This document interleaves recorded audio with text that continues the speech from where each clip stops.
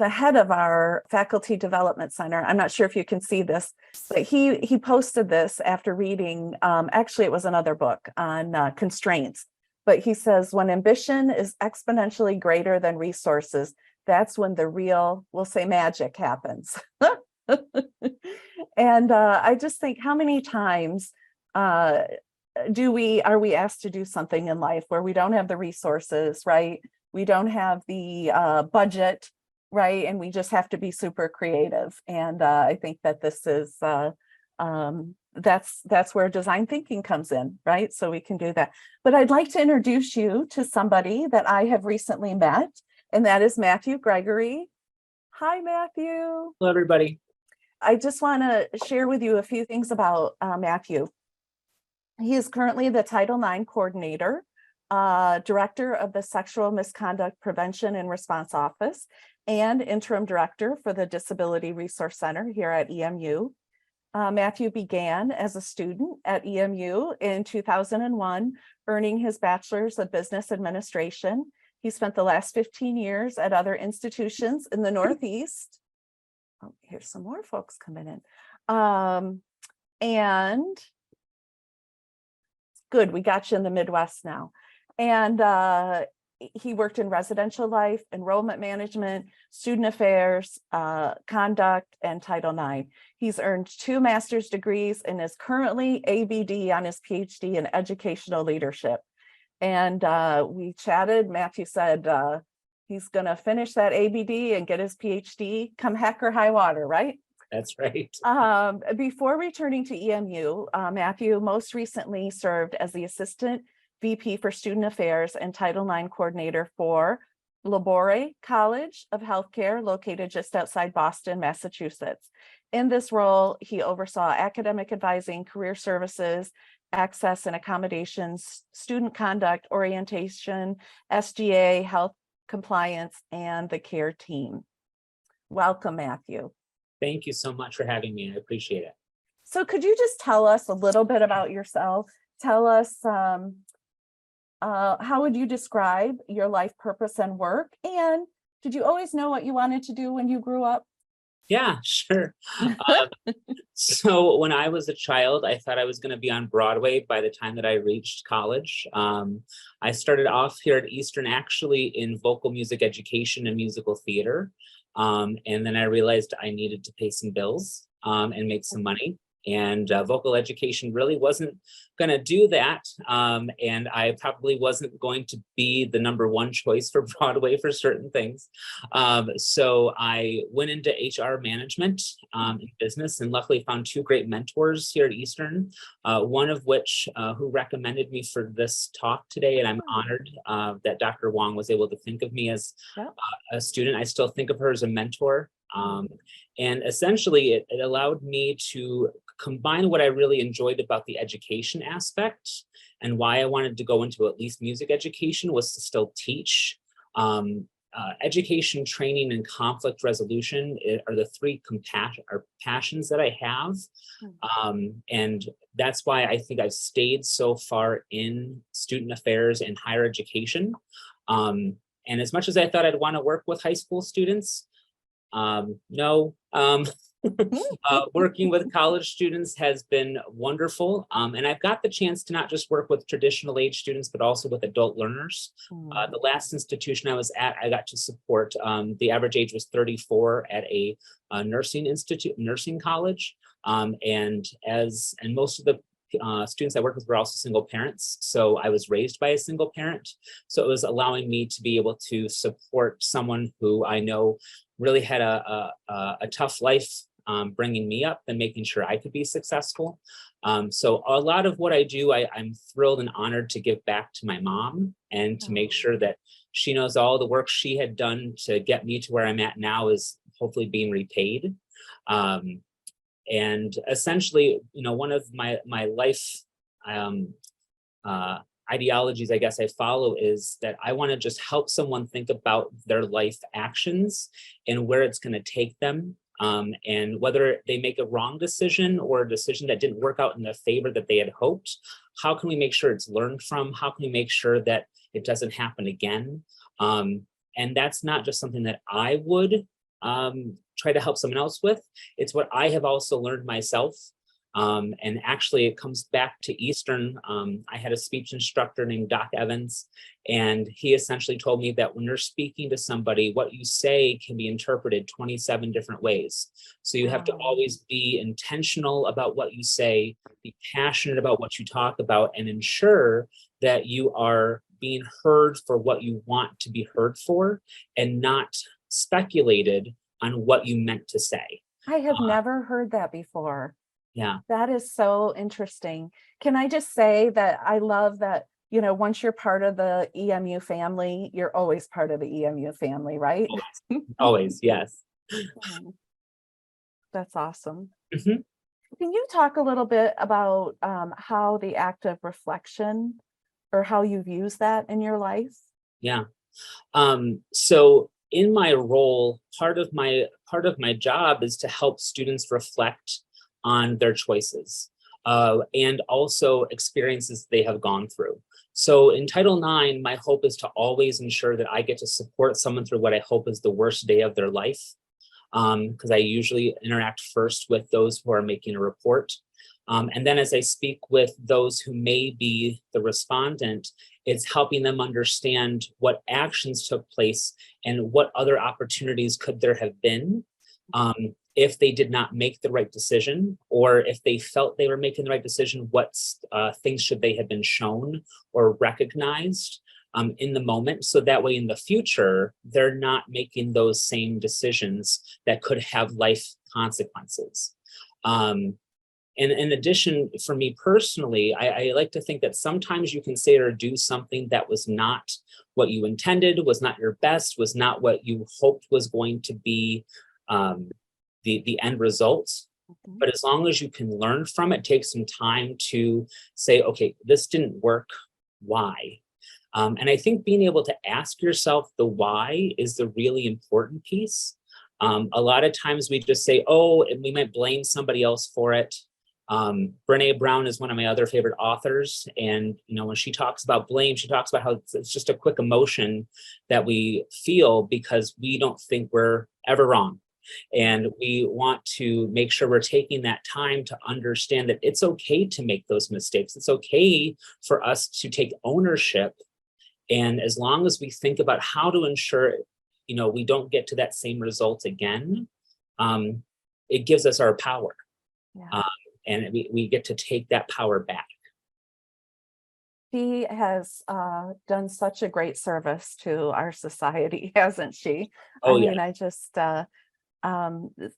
she has specials on Netflix and Max, and just all these, and I just loved them all, in addition to reading her books. So Oh, yes, very much so.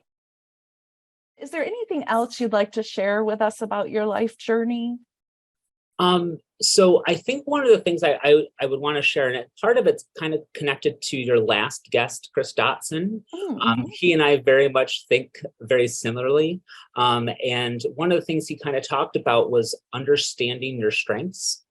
And Gallup does a really great Strengths Quest training and review. If you haven't taken these are talking about your innate strengths, that you don't know what you have until you know what they are.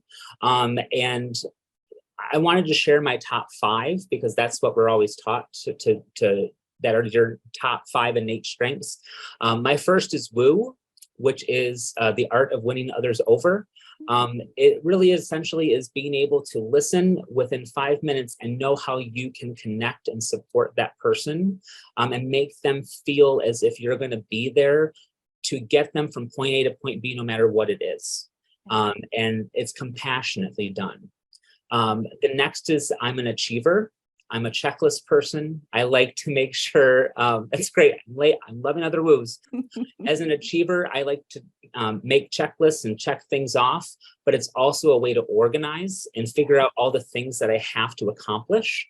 And then from there, I can figure out what is the next piece that I need to put in order. Who do I need to connect it with? Who is going to be impactful to that?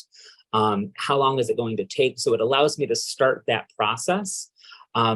As a developer, which is my next strength, it's all about helping the next person become their better self. And I think as we talk about reflection, having them think on each individual program or project, or the scenario, again, within Title IX, if I can help them move through the process by taking in what steps for success to move forward and learn from these, that's what my goal always would be. My last two are strategic and empathy, and I think those are sometimes referred to as opposites, because a strategic thinker may be very much up high in the air thinking at a 10,000-foot view. But I look at it as, I think about the impact it's going to have on those that I'm individually working with. And I have to think about, how am I going to convey this to senior management? How am I going to convey this to my students that's going to have an impact? How can I be that middle person? And doing it in an empathetic way is always my goal. And I think when we are trying to reflect on what our goals are as an individual, whether it be a professional or as a friend, we want to try to make sure that we do things with as much care in our hearts, even if it's telling someone you really don't look good in that outfit, or telling someone that you have food in your teeth before you go into a Zoom call. I have happened to tell the vice president, you have lipstick on your teeth. You're about to go meet with the president. I'm just keeping an eye out for you. Yes. You have to have those authentic friends and authentic colleagues that'll take care of you. And I would just hope that if someone noticed it, didn't say anything to me, that's not someone who is in my circle that I would consider to be that person that cared enough about me before I do something that I would reflect on later and go, why didn't I get someone to tell me this? Or look. I always assume they're saying it in love, right? Yes, exactly. Oh, that's awesome. You have a very important job, Matthew. I do. And as I said, I look at it as my goal is to listen. My goal is to find how I can support. I can't take back what happened. And that's something I have to always share with the reporters that come to me and say, what you shared with me is difficult. And my goal is to only be your support person through this process, make sure that it's fair and it's equitable, and that no matter what happens, we help you find ways to move forward and hopefully prevent this from ever happening again, no matter what it is. That is so awesome. Does anyone have any questions for Matthew off the top of your head?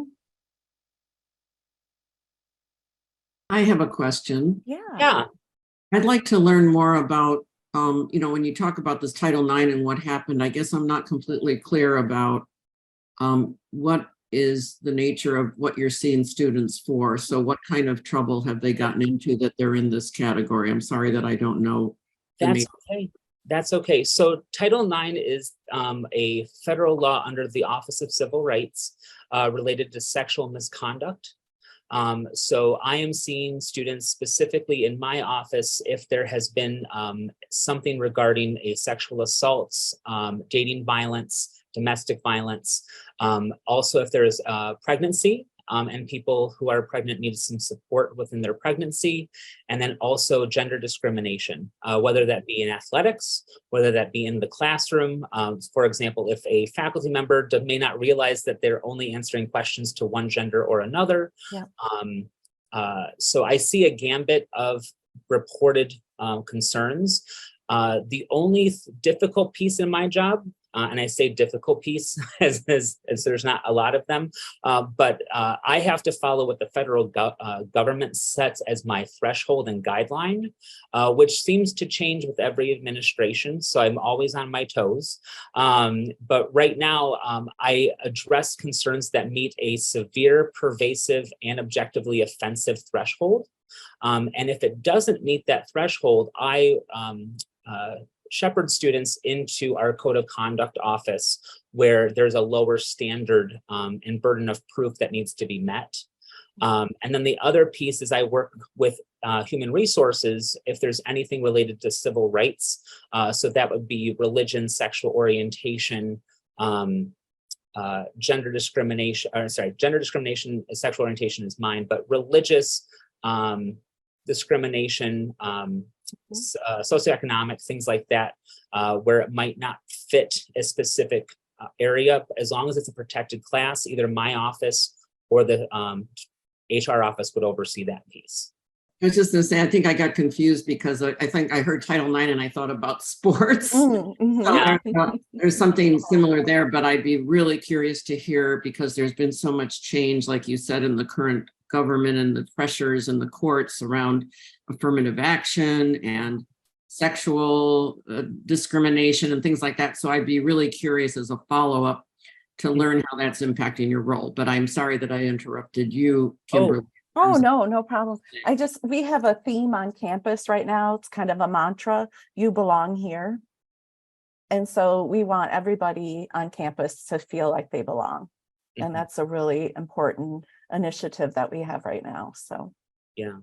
And to answer your question, Deborah, a lot of those are really happening at certain levels. So I'm working closely with our enrollment office, especially as it relates to race in our admissions process. I'm working closely with our Women's Center and our LGBT Resource Center and our athletics office, because a lot of the changes with the trans requirement in athletics and ensuring equity within that those programs, and providing space for those students to feel comfortable in coming to our institution and creating events that are open to all individuals, and making sure that they are recognized as who they are. So we actually have a pronoun policy on our campus that we've had even before the states and federal government got involved, where we make sure that if a student says that their pronouns may not match what they look like to somebody, we are required to ensure we follow the pronouns that they have provided to us. And I think that's a huge move in the right direction. And it's why Eastern Michigan is one of the top schools that are considered a safe and supportive place for the LGBTQ population. And then additionally, in my area, our regulations are going to be coming up in October with some additions. And one of them is to allow me to address more concerns, because they're bringing our threshold down. So instead of having it meet all three of the criteria I noted earlier, it's going to be a severe or pervasive and objectively offensive. So it only has to meet 2 out of the 3. So I'll be able to do more in my office versus shepherding it to a different office, which I'm more honored to do, because I don't want a student to be passed around from one office to another. oh yeah, that's great. And will you stick around for a little bit in case we have some more questions for you? I sure will. Oh, awesome. Thank you. Well- One comment you made about the to-do list. I'm just a to-do list person to the nines, right? And so one thing I learned though when I was getting my PhD is to put those difficult tasks first. Because once I get those done, everything else seems to come a whole lot easier. So but I want to welcome those of you who have come in late. I want to welcome you to part 2 of the Designing Your Life webinar. If you do not have a piece of paper handy, I want to encourage you to get out a piece of paper. We're going to take some notes today. And also, I want to remind you that this webinar is sponsored by the EMU College of Business. You can check out our programs at emish.edu/COB. But yes, we have a very engaged College of Business, and we'd like you to check us out if you'd like. I want to remind you about last year's summer read, which was You Can Create Positive Change at Work. And we are on Amazon now. So if you want to check out this book, it's on Kindle and Amazon. So Matthew Gregory, thank you so much for sharing your words of wisdom with us. I really, really appreciate it. I want to remind everyone that Antipassion is the author's passion. So the word passion gets thrown around a lot, and it's really more about our purpose, right? In our book, we call it your MVV, your mission, vision, and values, right? But thinking about what is your purpose here? What do you just really love to do? So if time was standing still, and you were to be engaged in something, totally engaged in an instant or activity, what would that entail? And let's just take a minute to think of that. Let me ask you, Matthew, when do you just really get immersed in a certain task? Yeah, I think for me, once I get to a point where it's either, so I'm deadline driven. So I will say that deadlines are great. I enjoy them. But once you get to a point where you're like, okay, I have done these 3 things. I am now got all the data I needed, all of the information. I know who I've talked to. I now can move forward. Yeah. A couple people had mentioned in the chat that they think of it as flow. So I agree. I think at one point, it just starts that momentum, and then you can finally focus on one thing at a time to knock that down. That's what I think of it as. Absolutely. And I just get so excited when I'm in the classroom and certain connections are made and people are sharing their perspectives and things like that. I mean, sometimes it takes a lot to get to that point, but once it happens, I'm just like, time is truly standing still for me because I'm just so excited when that does happen. So let's talk a little bit about design thinking, since that's our purpose here, right? Charles Kettering, who is a famous businessman, inventor, engineer, and holder of no fewer than 186 patents, he said, if you've always done it that way, it's probably wrong. And I love that because, whenever you're embarking on a change initiative, there are people who say, but we've always done it that way, right? And design thinking is really. Oh yeah, I just laugh reacted to that. I didn't know it was from him though. Oh, and it's just really it's how do you get out of your head and how do you try to look at things a new way? I mean, look at in our lives, the Apples, the Airbnbs, the Ubers, right? What are the principles of design thinking? Well, first of all, design thinking needs to be technically feasible, right?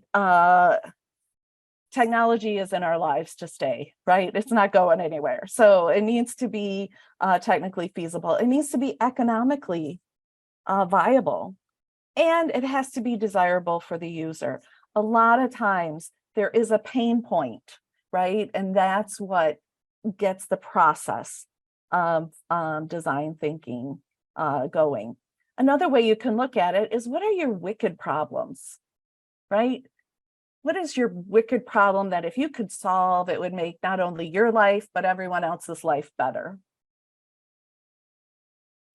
And then the principles are, it has to be user-centric and empathetic.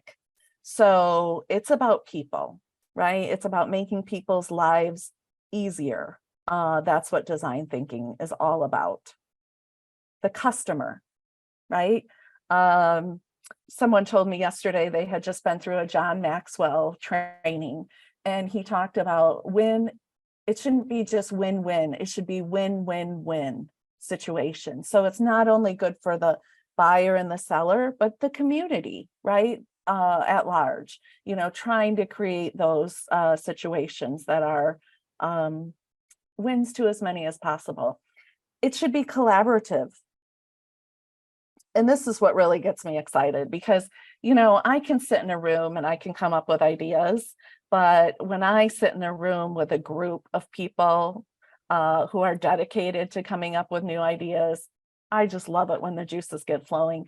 And it's so much better. The things we come up with together are just so much better than I ever could have come up with on my own. So it has to be very much collaborative.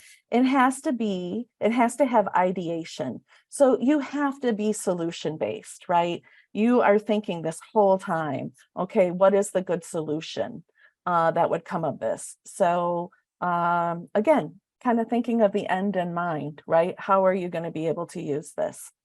And then you have to be experimentative and go through many iterations. So it's not just about coming up with ideas, it's turning them into prototypes.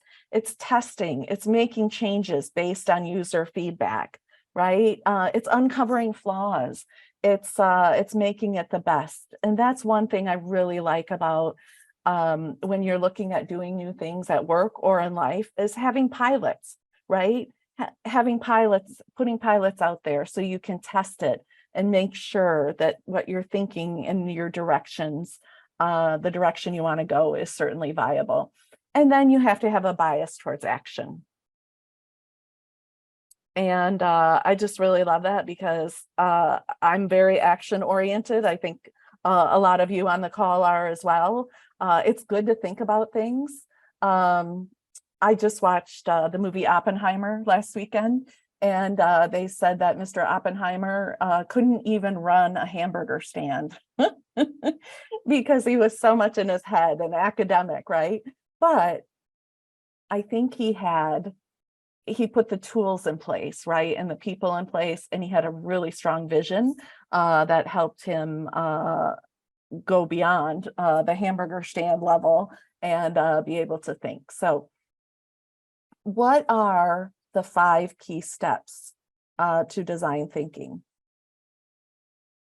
The first is that you have to empathize, right? You have to really empathize that there is a wicked problem out there, right? There is a pain point that people are experiencing. And how can you address that pain point and make it better? You have to define what the problem really is. So you have to, sit there and really define it, right? One thing Matthew said is he loves to ask why. I am a huge fan of the 5 whys, right? So you ask why, and then you ask why again, and then you ask why again, and then you ask why again, and then you ask why again. Because a lot of times thinking of why just once, it's a symptom of the problem, but you're not really addressing the problem. And so going through that and thinking what truly is the problem here. And sometimes the problem that you come up with can be a lot less expensive than the first one that you think of and come up with, right? Because you are diving in even deeper. And then you need to ideate, get those ideas out there. Think about what have a clear problem statement in mind, right?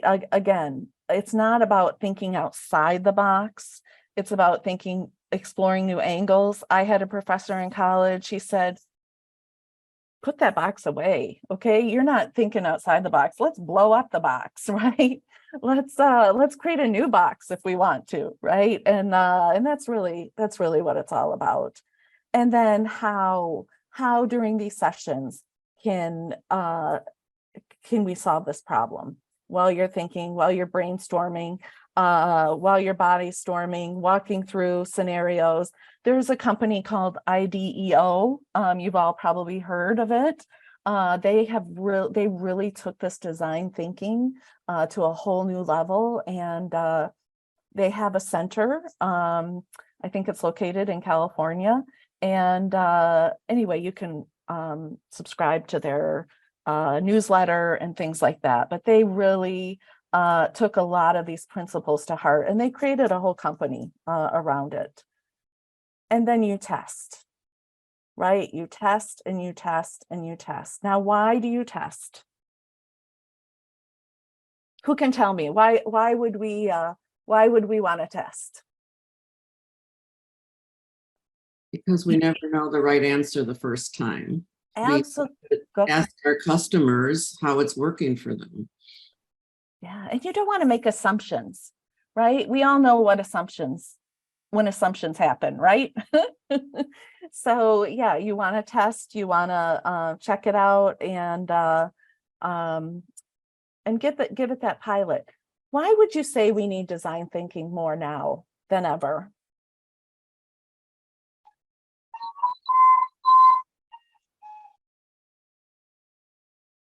I would say we have a lot of wicked problems these days, right? I mean, we have a lot of problems that, sometimes we think, oh, we got so many problems and we're so divided and we're this and that and the other thing. But if we get the right people in the room, which I think is really the key to it, getting the right people in the room to solving the problem. In part one, Chris talked about, adding students, right? The customer, having the customer be in there to help solve the problem. A lot of times companies don't think of that, right? They think, well, we're serving our customer. Well, how about including the customer in that process? I'm a big fan of the Scamper Method, and I think it's a nice way to be creative. And the Scamper Method, let me see if I can remember them off the top of my head. It's another ideation way to think of things. So scamper is substitute, right? So you are substituting even one part of what you are working with. It can be the whole thing, it can be part of it, it can be a tiny bit of it, but substituting one little bit, what can happen? Combining different things. I like combining the SWOT methodology and SOAR. So I call it SWOTer, right? Combining things to make it easier. Adapt. How can things adapt? How are they adaptable for different uses? Think about when new drugs are created. So many times when new drugs are created, the researchers are thinking it would be used for a different purpose, right? And then you can modify, you can magnify, you can minify, right? How can you do that to that item that you are working with? You can put it to another use, you can eliminate part of it, or you can rearrange part of it. So I just really love the Scamper methodology. And when I'm working on a problem, for me, it's kind of a way to think through it as well. So. And our next thing that we would like to do is for you to think about 3 alternative 5-year action plans for yourself. Okay, and we're going to take maybe about 5 minutes. And I'd like you on your piece of paper to think of 3 things that you would like to do. And give each action plan a descriptive 6-word or so title. I'm going to use Matthew as an example, finishing his PhD in X amount of time, right? That would certainly be an action plan. Publishing my book within X period of time, right? That could be an example of another action plan. Just take a minute and think through what that title would be for the action plan, and then write down 3 questions that arise out of each of those plans. The questions could be resource-based, they could be research-based, right? But 3 things that you will think about related to each of these plans. What resources will you need? What is your timeline? Maybe what will success look like? Questions such as that. I'm going to set the timer for 2 minutes. We'll see how we're doing after that.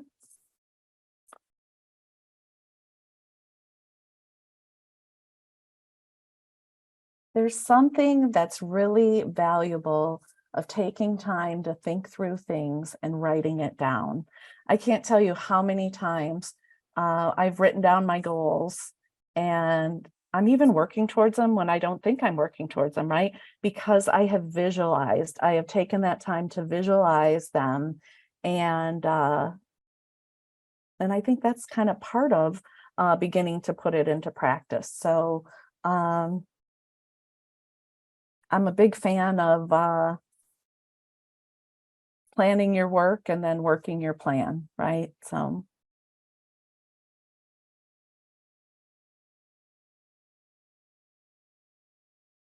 And then after you have each of those 3 stated on the piece of paper, write down 3 questions.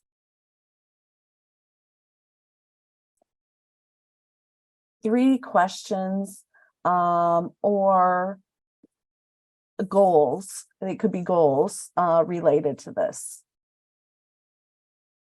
Or just how are you going to do it, right? How am I going to do this? Who am I going to partner with? Who am I going to ask help with? I'm a big fan of information interviews. Going to someone and saying, you have done this and it's so amazing. Could you tell me how you did it?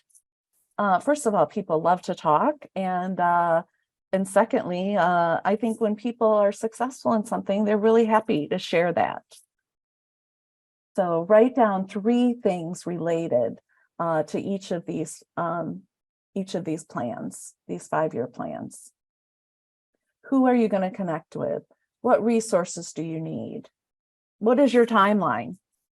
Well, it might be 5 years, but is yours shorter, right? And what will success look like? And I think that is so important. So many times we embark on something at work, at home, in our teams, and we don't really define what success will look like. And success can look a lot of different ways, right? So what will success look like to determine that you have been successful in this endeavor?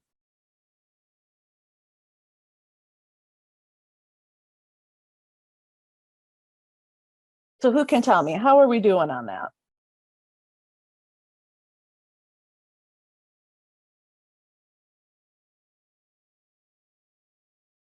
I think going with your gut's a good idea. Write down the first thing that comes to mind. I love it. Yes, because, and that's what I love about reflection, right? Reflecting and just really, when I'm really stuck, I just get in a room all by myself, right? And just try to, and I have my journal.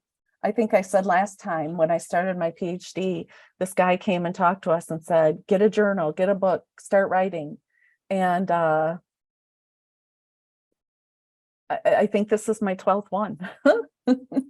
And just flow. It can just flow on the paper, right?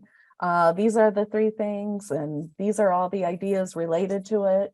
And I was so happy today because my power was out this morning, and I thought I had everything, but I had forgotten to print out the agenda for today, right? When I had sent you all. So I, fortunately, I had put a good draft in my, in the front of my journal. So I had it. So I was especially grateful for my journal.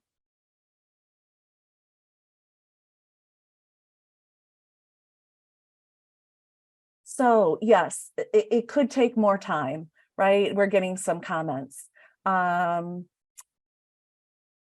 And I would like to put you in groups. So Ryan, my plan is to put you in groups of 3 so that you can explore this a little further. I'd like to give you some time. You can share to the extent that you feel comfortable, but I think a lot of times I learn so much from other people. So I wanted to put you in groups of 3 and so that you can learn from each other. Did you finish your 5? More or less. More or less, okay. They talk about in the book here, the life design process.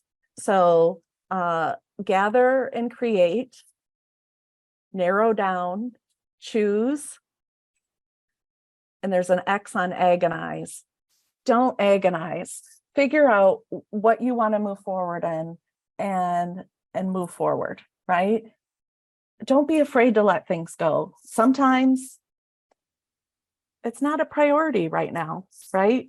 So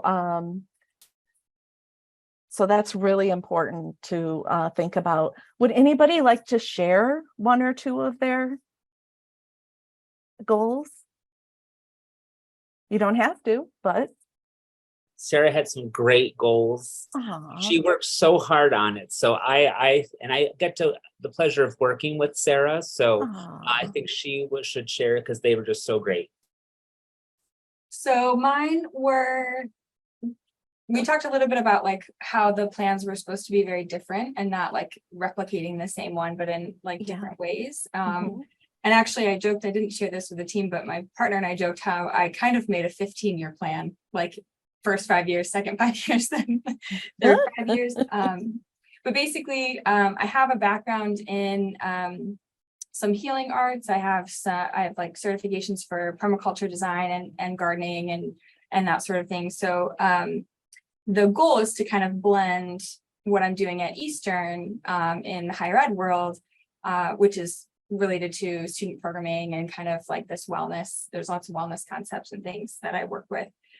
So maybe option one is to still work at EMU, but maybe have like a living situation that matches is more coherent with what I would like. So not a conventional home, more of like a tiny home with a garden and that sort of thing. Right. And Oh, option I two, love that. yeah. Option two is maybe working remote and working for a tech company that supports higher ed stuff. So like apps and things that are like really helping to connect students, but then being able to work from home and being a little bit more involved on the land, maybe having a hobby homestead or something. And then option three was kind of really fully committing to living off the land and providing herbal remedies and flowers and food and hosting events and that sort of thing on the land, being able to like really make my living from where I'm situated. Wow. Thank you for sharing that. I started gardening probably about 5 years ago now, and in the summer, and oh my gosh, I never dreamed it would make me so happy. When those plants are growing, I just feel like I'm growing.